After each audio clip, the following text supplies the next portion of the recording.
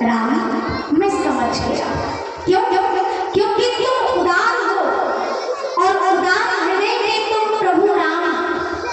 उस दिन हमारे भैया जी ने सुनाया नहीं था भजन कि करुणा निधान डोरा जगत के दाता।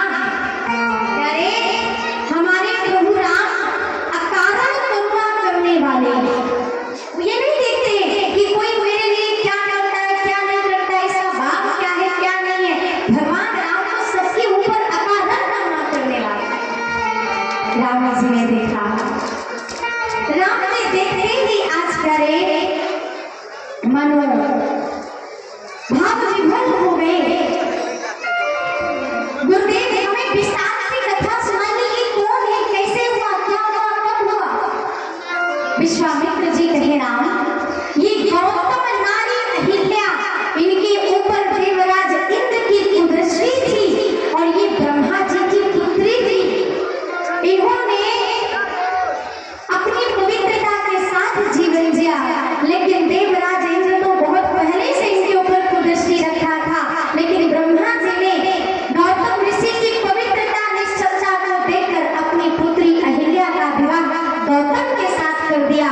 लेकिन एक दिन भोर होते महाराज, भोर क्या कहे मध्य रात्रि, सुबह के 2 बजे थे और 2 बजे देवराज इंद्र ने ऐसा माया जाल फैलाया कि मुर्गा बन करके बांध देने लगा। गौतम ने सोचा कि शायद सुबह के 4 बज रहे हैं, ब्रह्म मुहूर्त हो गया है। गौतम ऋषि आज कमंडल लेकर के स्नान करने के लिए चल पड़े और यहाँ आज देवराज इंद्र गौतम का रूप रख करके अहिल्या के साथ छल किया। जब छल किया उनका सतीत्व नष्ट हो गया। जब गौतम ऋषि आए अपनी कुटिया से निकलते हुए उस पुरुष को देखा, क्रोध में आकर उसे भी कोढ़ी बन जाने का श्राप दे दिया और अहिल्या जी को कह दिया तुम पत्थर की बन जाओ। आज वही अहिल्या जी पत्थर की बनी हुई पड़ी है, प्रतीक्षा कर रही है कि मेरे राम कब आएंगे और कब मेरे पे चरण रख करके हमें पुनः मेरा उद्धार करेंगे।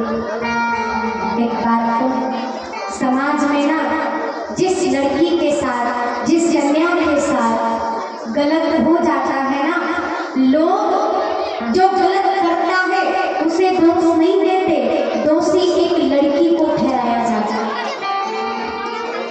दोषी एक लड़की को ठहराया जाता है और वो लड़की इतनी मूर्ख बन जाती है, इतनी पत्थर की बन जाती है कि वो किसी के सामने अपना दुख सुना नहीं पाती। अगर वो कभी कहती भी है कि जिसने मेरे साथ गलत किया है मैं एक्शन लूंगी, मैं पुलिस के पास जाऊंगी, मैं रिपोर्ट करूंगी, मैं याद करूंगी, तो समाज में उसका मुंह बंद कर दिया जाता है। आज माता पिता ही उसका मुंह बंद कर देते हैं। क्यों? क्योंकि अगर तुम जाओगी ऐसा काम करोगी तो समाज में तुम्हारा नाम गंदा हो जाएगा, फिर लोग क्या कहेंगे। जिसके साथ गलत होता है उसकी आत्मा पर क्या गुजरती है। वो एक अहिल्या की बात नहीं है, आज यहाँ वो हर लड़की अहिल्या बन जाती है जिसके साथ समाज में गंदा काम हो जाता है, गलत काम हो जाता है। वो हर लड़की पत्थर की बन जाती है। महाराज इसलिए मैं कहती हूँ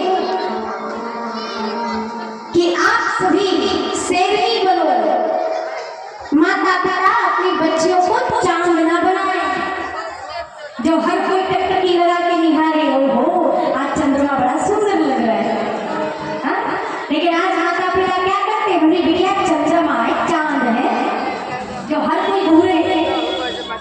नहीं, माता पिता को चाहिए कि अपनी बेटी को चांद न बनाए, अपनी बेटी को ना सूर्य बनाए कि कोई भी देखे तो देखे कि उसकी आंखें नहीं बचे, दोबारा देखने की उसकी आंखें न बचे।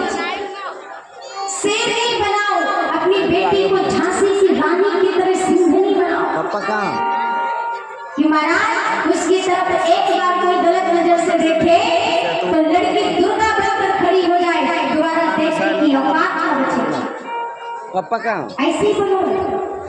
तो तुम्हारे ऊपर कोई करने का कुछ छोड़ दीजिए, कोई देखने की भी हिम्मत नहीं करेगा। अपने आप को समझो, अपने आप को जानो।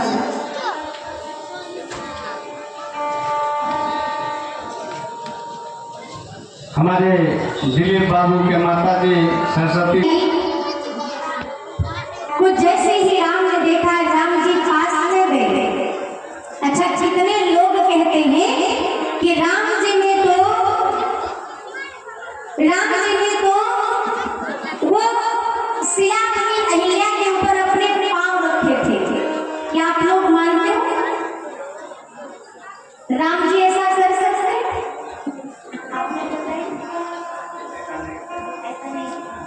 हाँ, राम जी मर्यादा पुरुषोत्तम है और है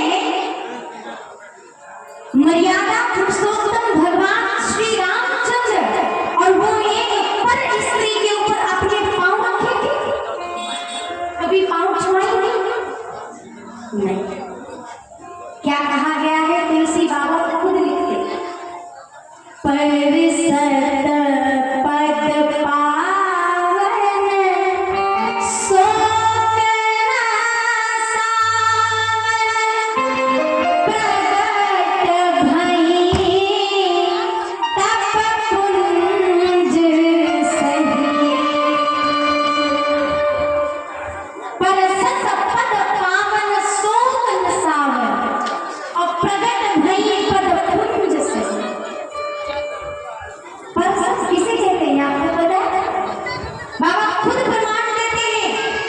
तुलसी बाबा खुद प्रमाण चौपाइयों में दे रहे हैं कि राम जी ने अहिल्या के ऊपर कभी चरण रखा नहीं, कभी चरण छुआया नहीं। वो मर्यादा पुरुषोत्तम में, वो किसी को चरण कैसे छुआ सकते हैं? इनके ही आप वंश में जाइए, राम जी के वंश में एक राजा दैवत हुए हैं। राजा राम के पहले पूर्वज राजा दैवत हुए हैं।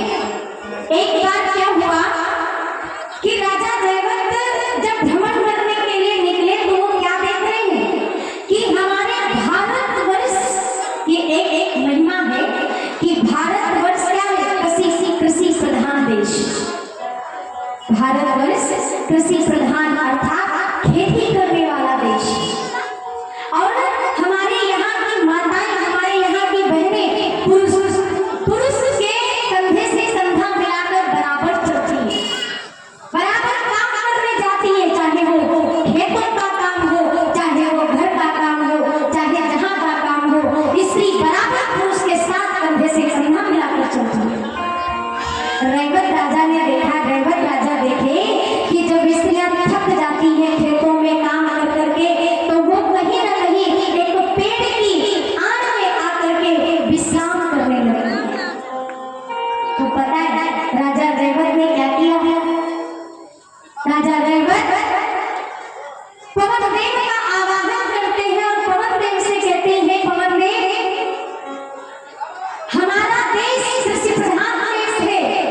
यहाँ स्त्रियां जब खेतों में काम करके थक जाती हैं तो वो पेड़ की छाया में आकर विश्राम करती हैं, थोड़ा आराम करती हैं। इसीलिए तुम थोड़ा बहा करो ना, तुम थोड़ा चला करो ना, तो थोड़ी मर्यादा से, क्योंकि हमारी माताएं बहनें जब लेट जाती हैं, आराम करने लगती हैं तो सो जाती हैं, उनकी आंखें लग जाती हैं, उनके वस्त्र कभी भी इधर उधर ना हो जाए, इसलिए थोड़ी मर्यादा से रहना। विचार करो, जो पवन देव से आवाहन करके ये बात कह सकता है कि हे हवा, हे पवन देव, थोड़ी मर्यादा से रहना। उनके आगे आने वाले उसी वंश के भगवान राम भला किसी स्त्री को पैर छुआ सकते? क्या लिखा? परिसत पद पावन सोकना सावन। अब समझिए परिसत क्या है? हमारी माताएं बहनें जब भोजन किसी को कराती हैं, खाना खिलाती हो, थाली लगा कर देती हो, उसके बाद में जब कोई खाना मांगता है कि सब्जी ले आओ, रोटी ले आओ, तो क्या करते हो? खाना लेके जाते